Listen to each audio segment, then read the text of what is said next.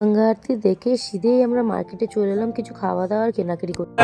আমাদের এখানে শপিং কোনদিনও শেষ হবে না, যে শপিং চলছে রোহানের আর নিট্টুর।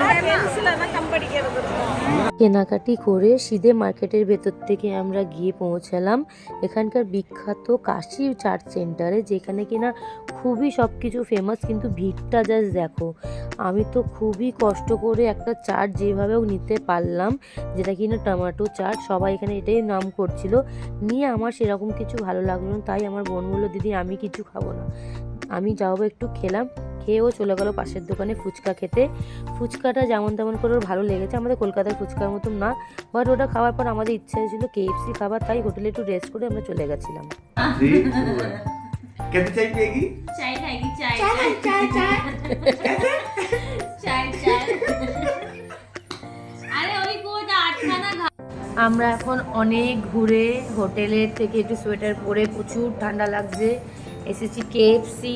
সেই একই কলকাতায় যা খাই এখানে সব, তাই আমরা বসে রয়েছি বিল নিয়ে। আমাদের বিলটা দেখাও, বিলটা দেখাও। দেখো বিলটা কি করেছে, দেখো দেখো স্ক্র্যাচ করে করে 1800 কত টাকা আছে যদি খাবারটা না দেয়। এ দেখো 1806 টাকা। যদি খাবারটা না দিল ওই বিলটা স্ক্র্যাচ করার জন্য, সেটা পুরো দায়িত্ব ওর, পুরো ও দেবে।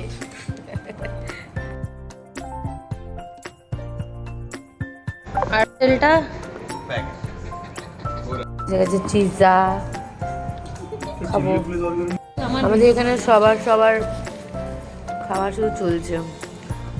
নিয়ে তুই সবথেকে বেশি নিয়েছিস রাইস বোল, আবার বার্গার, আবার চিজা, আবার পেপসি, আবার ফ্রেঞ্চ ফ্রাইজ।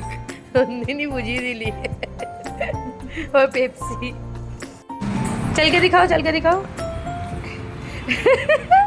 ওরকম না, ওরকম না, ঠিক সে जैसे चल रहे थे।